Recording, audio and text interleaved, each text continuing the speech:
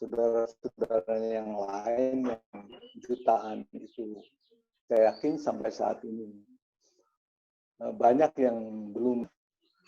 Nah, bagaimana memotivasi mereka? Bagaimana kita mendorong atau menebar inspirasi make a new revenue stream ini, ya, sebagaimana yang sudah dicontohkan tadi, supaya bisa menjadi semacam kiat, gitu ya.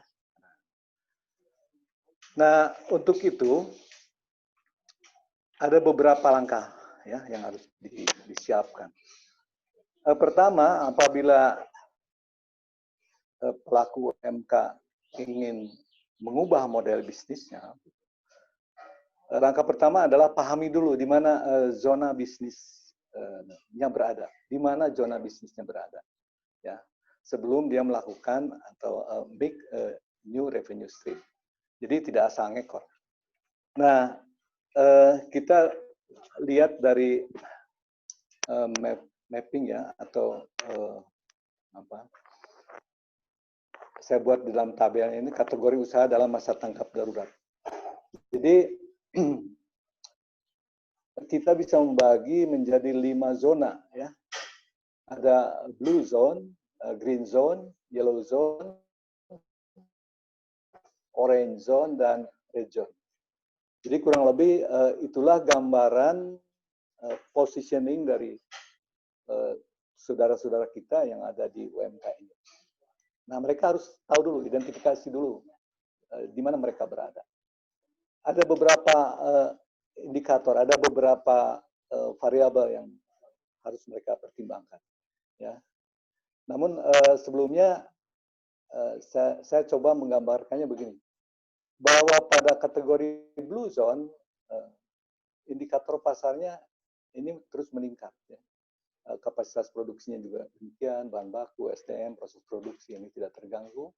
Indikator risiko terhadap bencana juga tetap bisa berjalan, risikonya kecil. Jadi ini aman.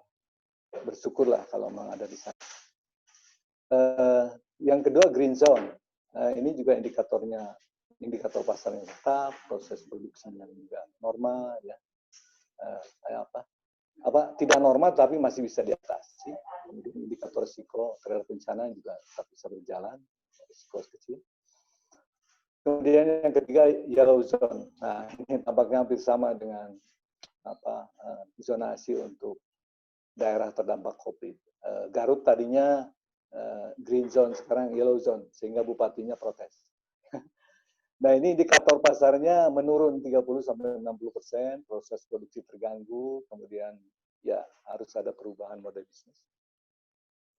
Indikator risikonya memang masih bisa berjalan, tetapi dengan risiko yang moderat.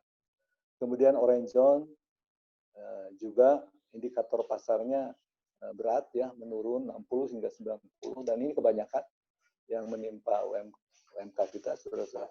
Kemudian indikator kapasitas produksinya juga ya bisa terganggu, bisa tidak. Namun mereka tidak mungkin berhenti, mesti risikonya tinggi. Kemudian yang red zone ini yang paling parah, ini menurun 90-100%. Nah, ini kalau indikator kapasitas produksinya bisa terganggu, bisa tidak.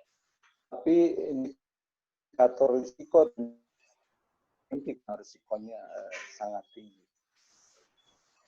Nah, jadi apa yang kira-kira bisa dilakukan ketika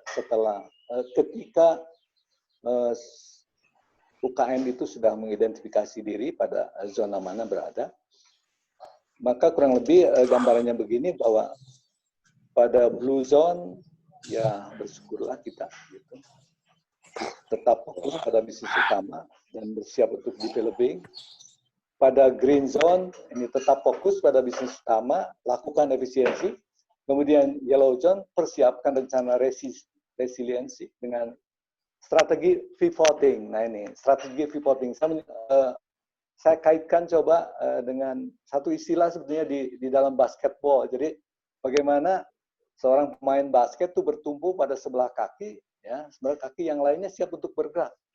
Tapi dia tidak kehilangan visi. Visinya bagaimana tetap, ya, bagaimana dia bisa memasukkan bola ke ring, ya, seperti itu. Nah, ini yang disebut dengan strategi pivoting. Kemudian pada orange zone, ini fokus pada mengamankan aset usaha. Dan memang harus segera melakukan, menerapkan strategi pivoting, dan siapkan rencana redesign bisnisnya. Ini agak berat, jadi harus mendesain kembali bisnisnya. Ya.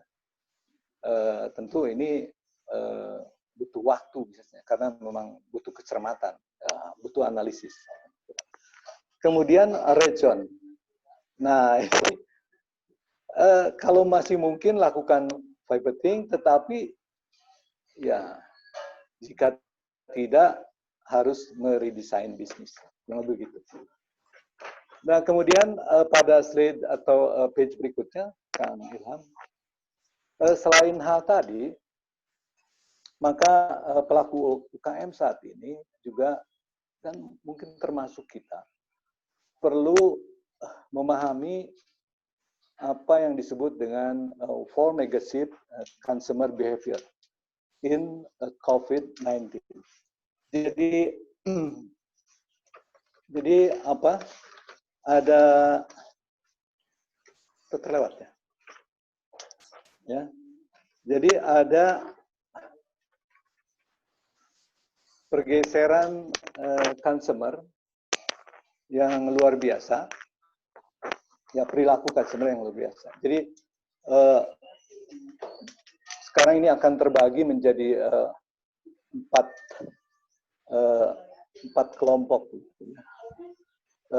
Yang pertama itu perilaku konsumen saat COVID, ya, maksud saya, itu yang masuk pada atau selama stay at home lifestyle, itu mereka menempuh gaya hidup baru, baik dalam aktivitas kerja, belajar, dan lain-lain, karena itu semua memang dilakukan di rumah, mengingat adanya social distancing.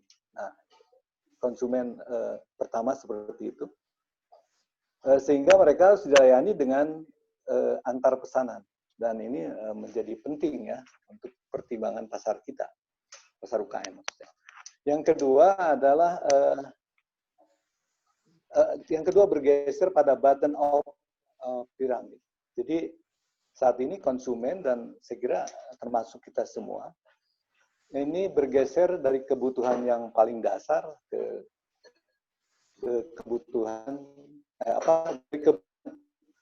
ya esteem need, misalnya apa. Kemudian kalau menurut Maslow itu ada apa?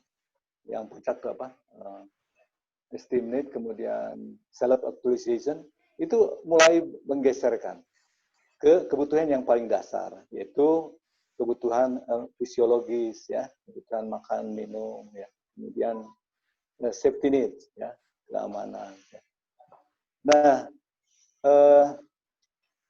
jika UKM melakukan redesign atau mengubah model value proposition-nya, maka ini harus ditujukan guna memenuhi kebutuhan paling dasar tersebut. Ya, artinya karena memang adanya pergeseran kebutuhan. Kemudian yang ketiga, ini bergeser lagi nanti ke go virtual. Jadi saat ini transaksi jual beli ini beralih menggunakan media virtual di kita.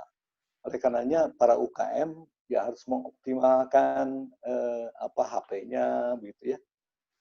Ya. Karena memang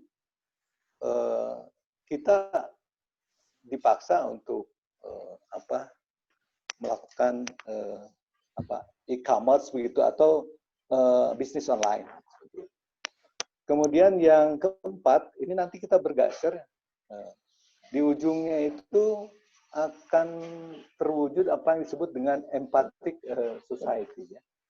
Jadi masyarakat yang penuh empati, belas asih, dan syarat solidaritas ini. Karena memang kita melihat ya, sedunia ini kan kita tertimpa atau menghadapi masalah yang sama. Dan di antara itu, ya itu artinya mengisyaratkan bahwa memang di antara kita ya harus tumbuh empati, tidak egois dan sebagainya. Ini nanti harus dipertimbangkan oleh para UKM